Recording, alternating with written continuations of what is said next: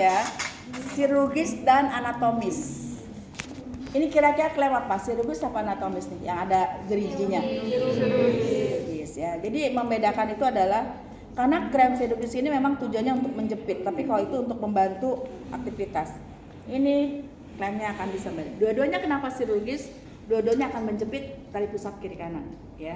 Jadi kalau di anatomis, kalau pakai chirurgis dia nggak bisa kita buat jepit. Jadi artinya kita menggunakan dua klem. Terus apa lagi?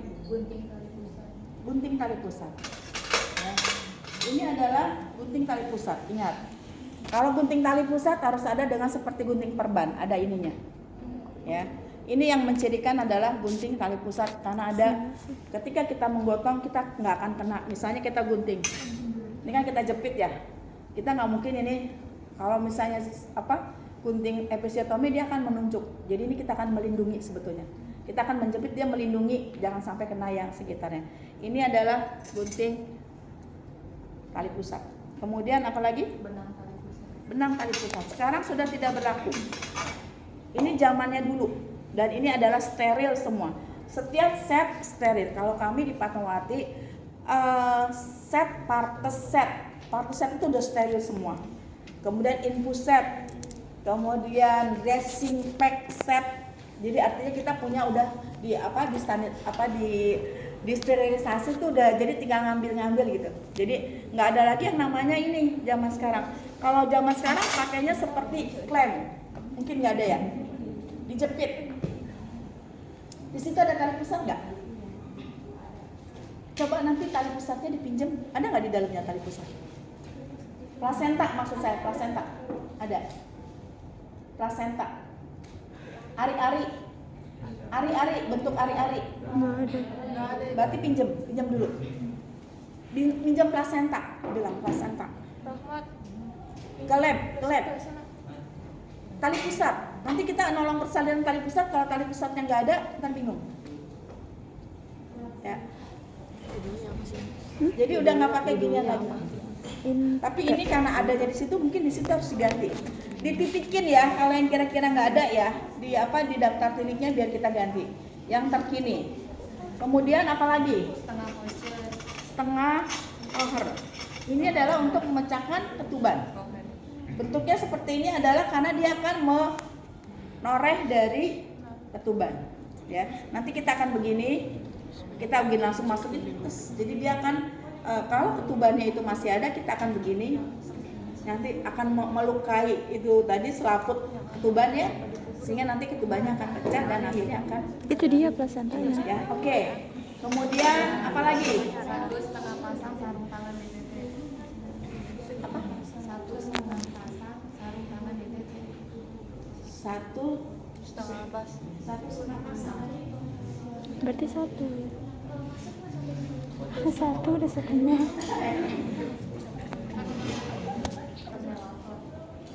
Kateter? Ya.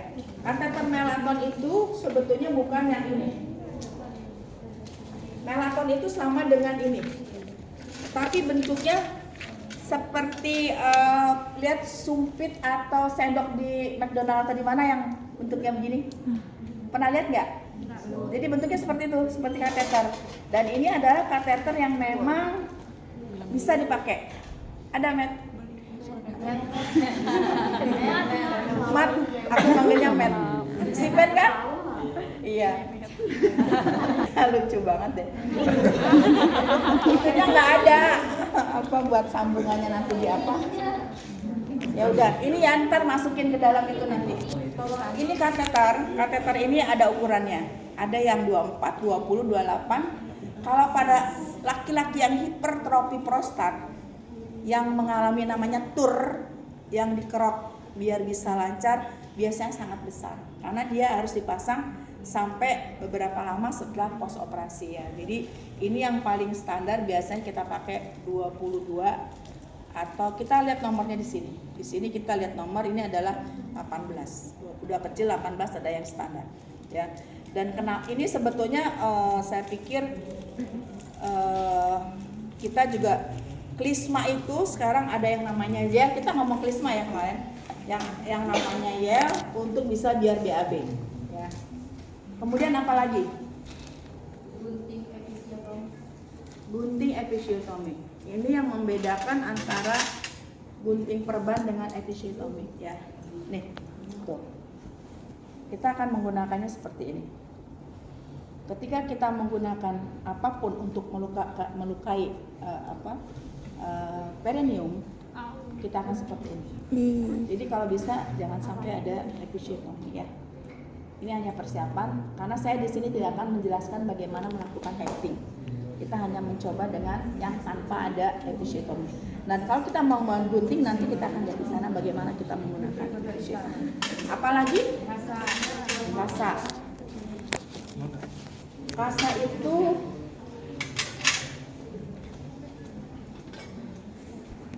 sebetulnya ini. Nanti ini adalah untuk mengelap mata dari si bayi pada saat keluar. Ini adalah steril. Tempatnya berbeda. Kasa ini steril masuk di dalam paket sek. Ini adalah untuk pulpa hygiene. Ini adalah isinya sublimat. Jadi ini harus sendiri karena dia memang steril ya.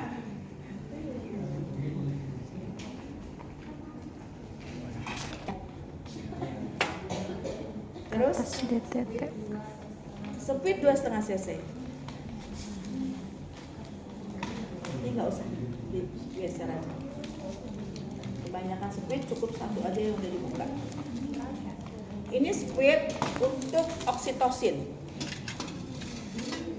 Pada saat bayi sudah keluar mau plasenta ini adalah suntikan oksitosin. Jadi satu paket. Terus apa lagi? Satu ampul oksitosin. Udah barusan.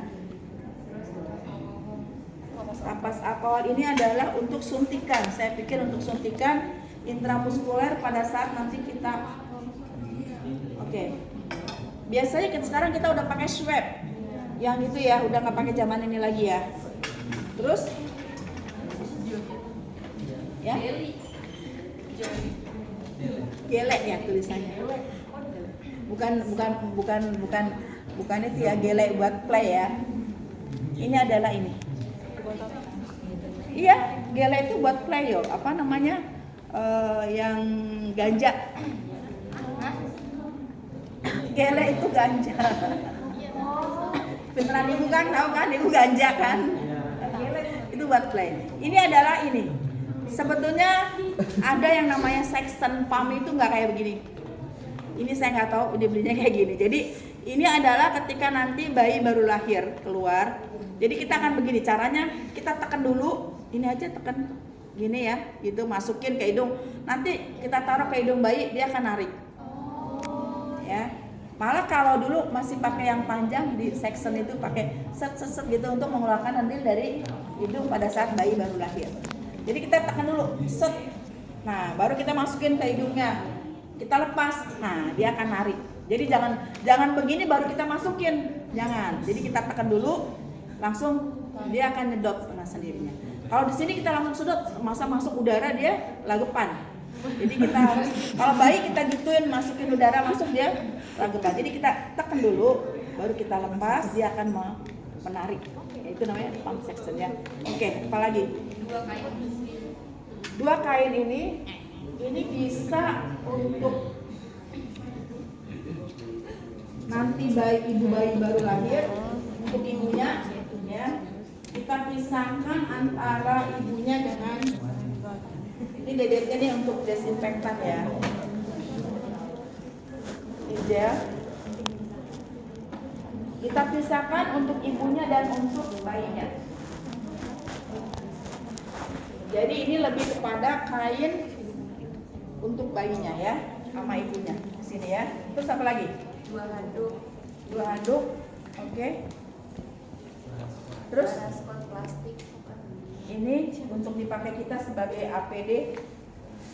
Sebetulnya ini udah enggak lagi. Ini sangat minimal. Ya. Oke. Terus Masker, kacamata, alas kaki tertutup. Oke, ini ada, kemudian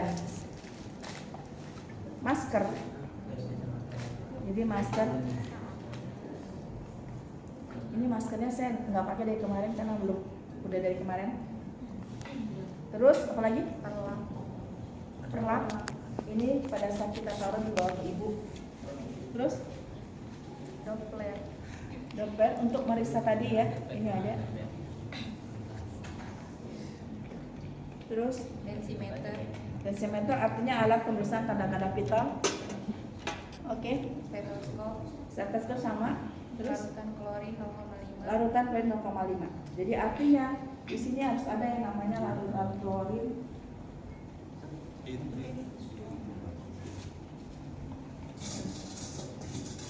Di sini sudah ada yang namanya desinfektan.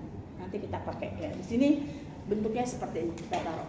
Mungkin kalau di kamar bersalin nanti kalian lihat pada saat Bang di RSUD akan tahu bagaimana larutan itu dibuat, bagaimana larutan itu berfungsi. Terus apa lagi? Terus air PTT. Iya, di sini dimasukin satu ya. Buat tempat sampah. Tempat sampah udah. Terus kantong plastik. Kantong plastik artinya untuk saya pikir untuk ari-ari. Kain bersih.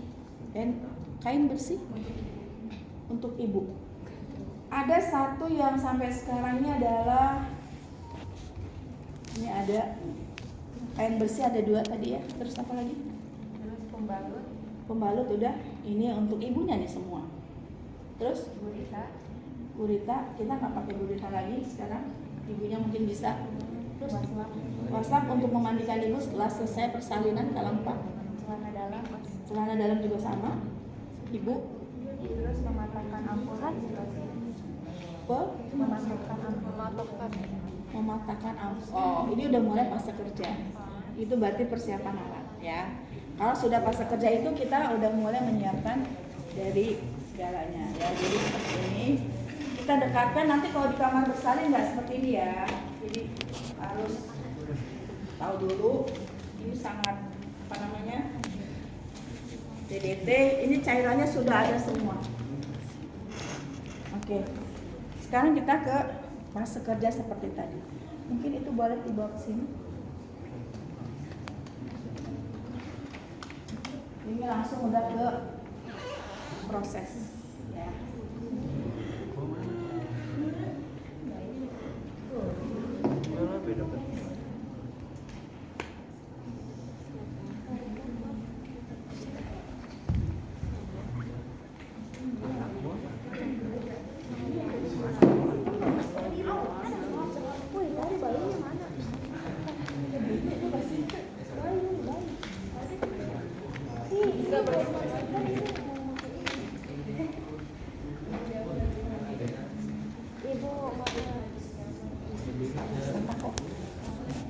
Tapi ini maaf gak?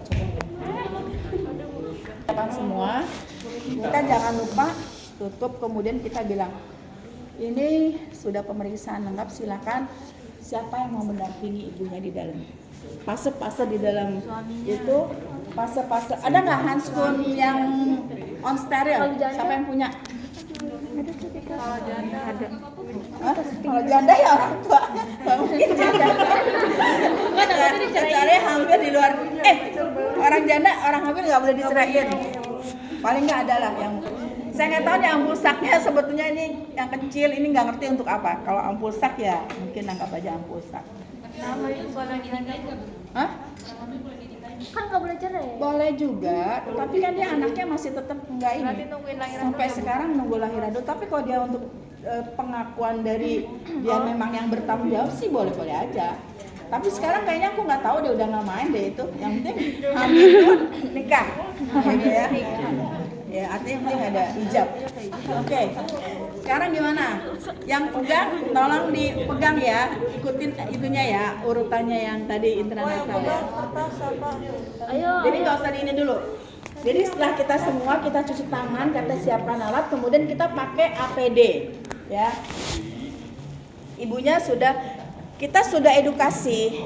Kalau nanti ibu mules dan ingin mengedan, jadi kita akan lihat pembukaan dulu. Kalau masih 6, ibu jangan mengedan dulu.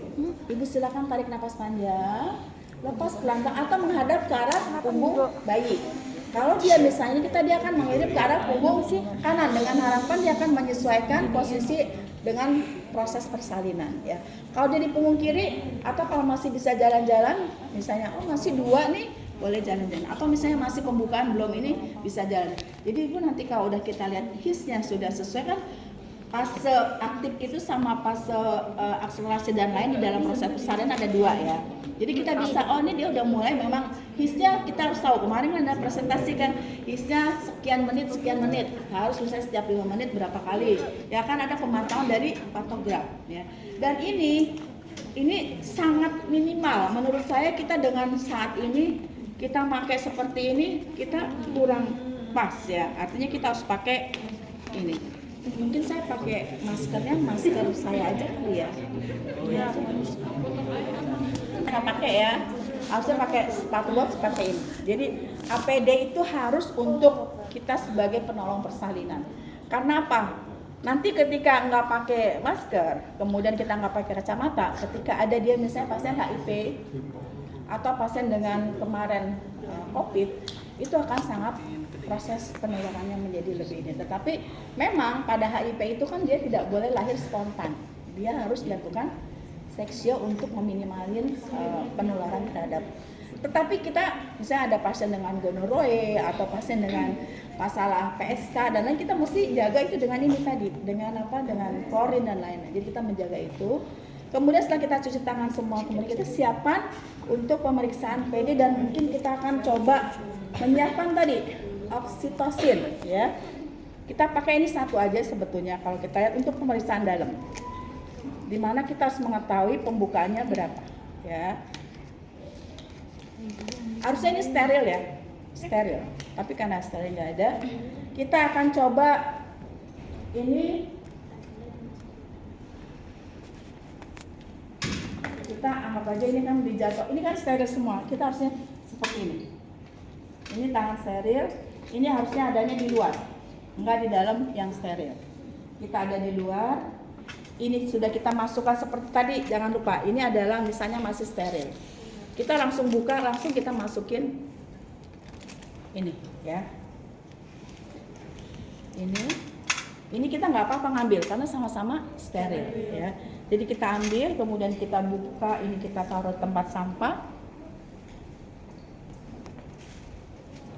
Ini saya malu deh, ininya gulat juga. Jadi kita coba ini. Udah kita buka, kita ambil, kita siapkan dari masuk ya. Oke. Terus kita pakai ini kan dibuka, ini steril, kita pakai one hand. Jadi intinya kita boleh langsung tep ya, kita one hand. Jadi kalau yang belum bisa ribut, jangan lupa kita nggak. Yang salah adalah ketika kita begini, ini ya, jadi salah. Jadi kita harus seperti itu ya. Jadi kita akan mencoba dengan, jangan sampai ini hal sepele kita mau nyuntik, tak tahu. Saya pernah ada mahasiswa, terus terang aja ya, gampang ya, mahasiswa dengan pasien HIV/AIDS. Ternyata dia ya, ini adalah kita buka, kita siapkan ini ya, ini dulu, kemudian kita siapkan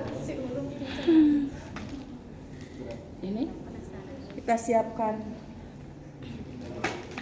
bengkoknya mana ya?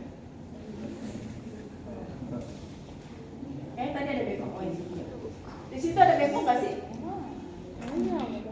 Di persiapan ada bengkok nggak? Oke, kita siapkan untuk bengkok ya. Kemudian kita kalau pulpa hygiene, pertama yang ini kan sudah dengan larutan kapak sublimat.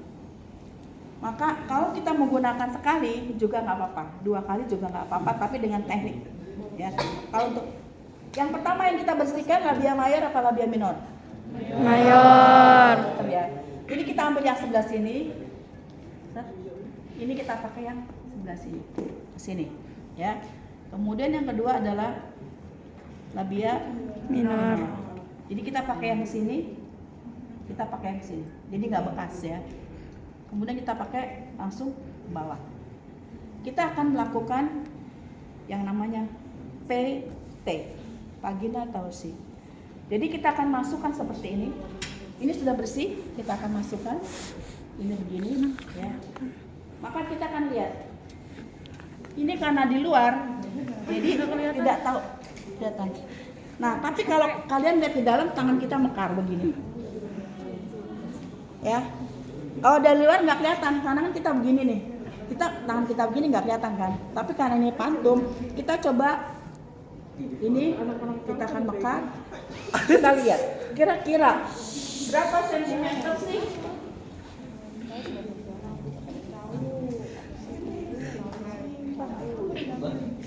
Setiap ini hanya untuk ini. Ini pembukaan yang normal adalah 1 sampai 10 ketika sudah pembukaan lengkap. Kenapa kita tahu ini berapa sentimeter? Kita akan lihat. Berapa sentimeter sih kalau tangan seseorang dimekar begini?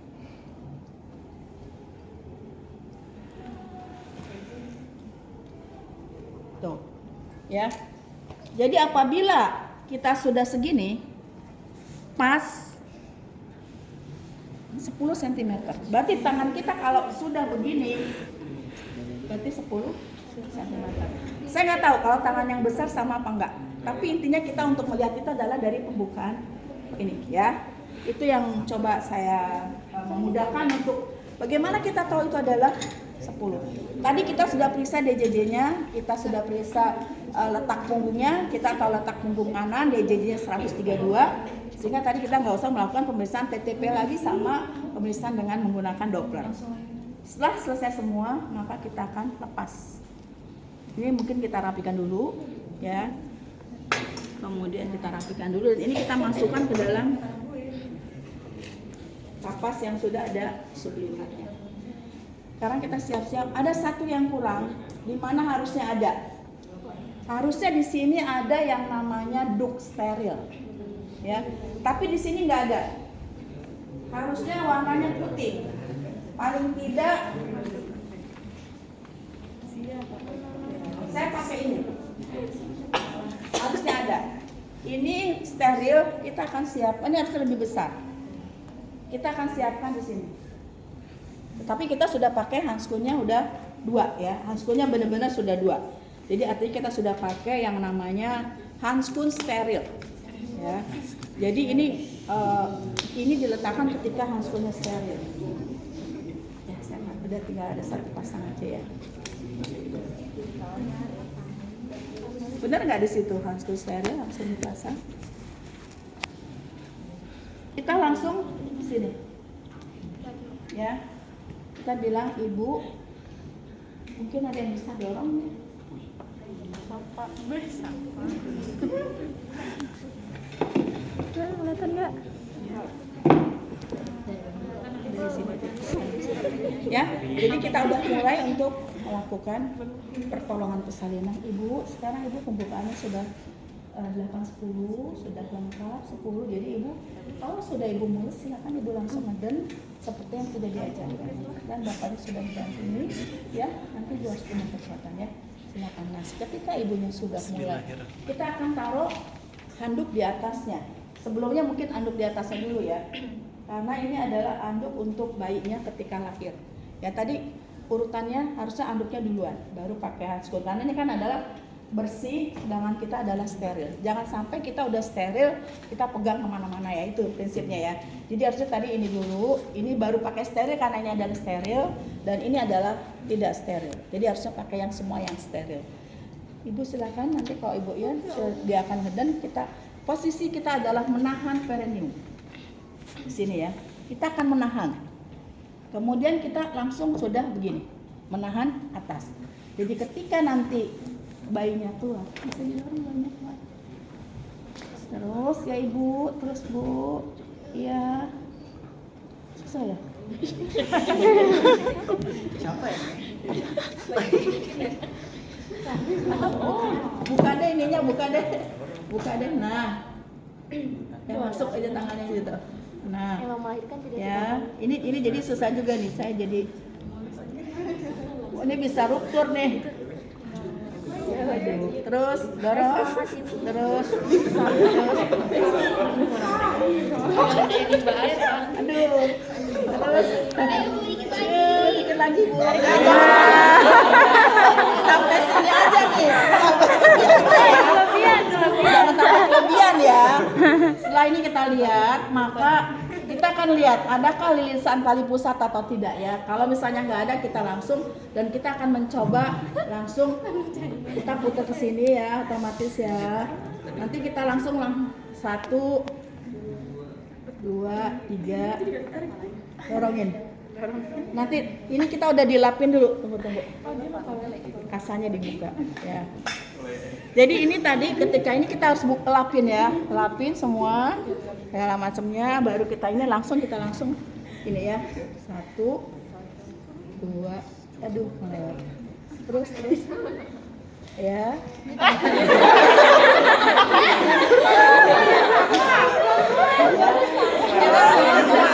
Ini yang lucu nih karena emang gas dorongnya. Dia kecapean kan. Ingat, kalau nanti lahir beneran itu akan merojol dengan sendirinya. Jadi dia nggak pakai didorong sampai kencang. Jadi saya juga mau keluar itunya bingung karena keras gitu ikut keluar. Jadi pas kepalanya sudah mulai ada, kita lihat adakah saya udah kelihatan adakah lilitan tali pusatnya atau tidak. Kalau nggak ada kita lanjut, kalau ada kita keluarkan dulu lilitannya, kemudian kita langsung dilap matanya ya, baru kita taruh ke sini. Ini berarti sudah selesai proses bayi dan kita siapkan langsung tali pusatnya. Nah, ya ini ya. Ini. Oke. Kemudian kita lihat di sini, boleh tutupin ya. Nah, di sini adalah kita lihat bagaimana menilai Apgar skor sementara. Bisa ya, Apgar skor ya, berarti yang normal 89 atau 910. Kita lihat menangisnya, kemudian pergerakannya dan lain-lainnya, tidak ada kebiruan dan lain-lain. Kita langsung penyiapan adalah untuk pemotongan tali pusat. Tetapi ada satu, kita lihat lagi apakah selanjutnya di itu suntik dulu atau pemotongan tali pusat dulu.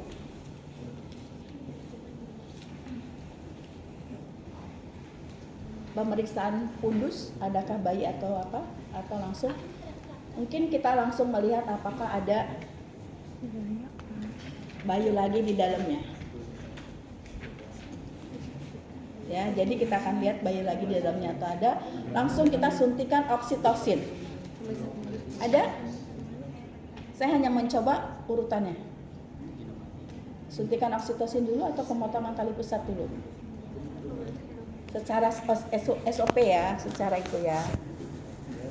Udah dapat?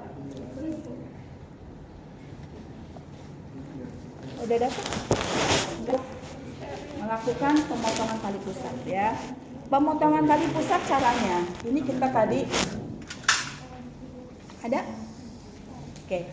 Ini dari ini bayi, kita akan coba 2 atau 3 cm ya.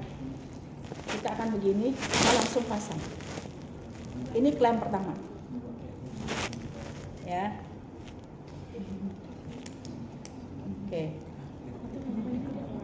Klaim kedua yang dari sini, ini 3 cm, maka kita akan rurut yang namanya tali pusat dari sini 2 cm, set, dia akan ini langsung kita kasih klaim. Kasih klaim kedua ya, klaim kedua, kasih klaim keduanya di sini ya. Jadi kita taruh sini, kemudian kita lapin ibu ini semua, kita langsung kita ke ibunya ya. Ini kita bersihin, kita kalau perlu kita ganti ininya, maka kita akan lihat terus. Kemudian kita lakukan suntikan oksitosin. Intra IM atau apa? Intramuskuler. Intramuskuler ada di deltoid. Jadi kita langsung ini kita ada ini langsung kita disinfektan memutar ya. Set. Jangan begini. Salah.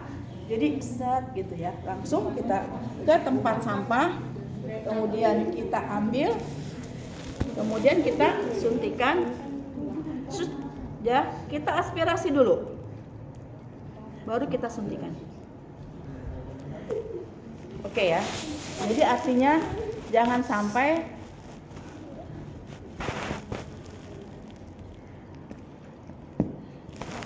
one hand. Ya, jadi selalu suntikan itu harus diaspirasi dulu. Kemudian kita lihat, kita raba ini, kita lihat kalau ternyata darah sudah keluar banyak, kita pindahkan. Ini udah kala 3, tadi kala 2, kala 1, kala 2, ini kala 3. Ya. Kala 3 adalah kala pengeluaran plasenta. Ya. Jadi kita akan lihat, ini adalah gitu ya. Ini aduh keras bener ya. Jadi anggap aja ini pengeluaran kala 3. Maka kalau misalnya udah begini, kita akan langsung keluar, kita lihat. Di tali pusat itu akan ada vena dan arteri yang menghubungkan antara bayi dengan ibu sebagai suplemen dari bayinya, ya.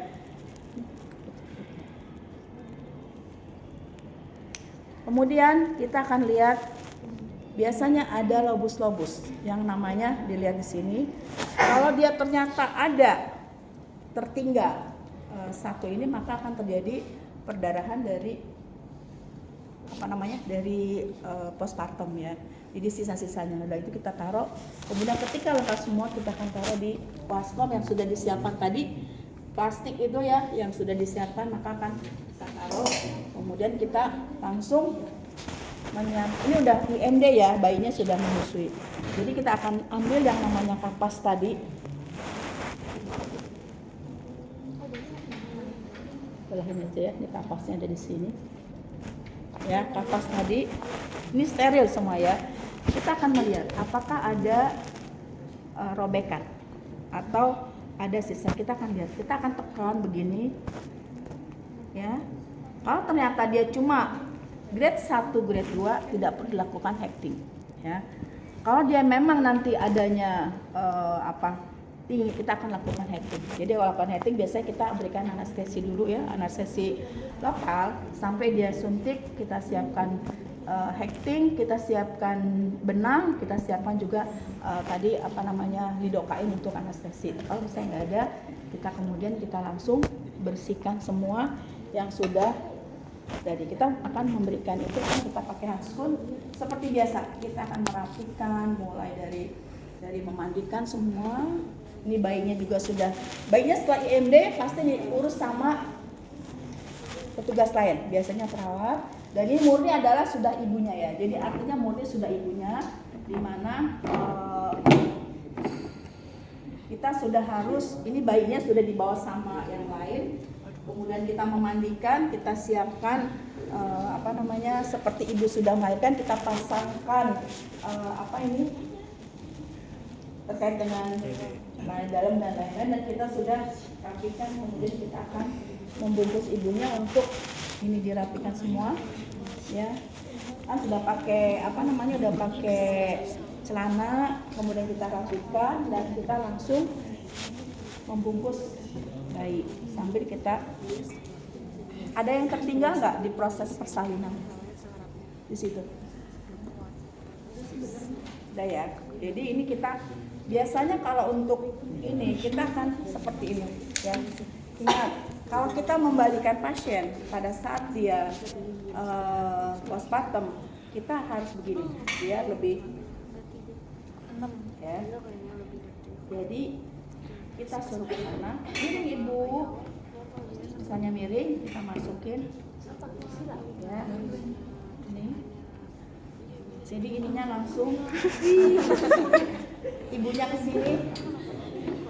Ini teknik ya, Jadi ketika ini begini kita lebih banyak ke sana.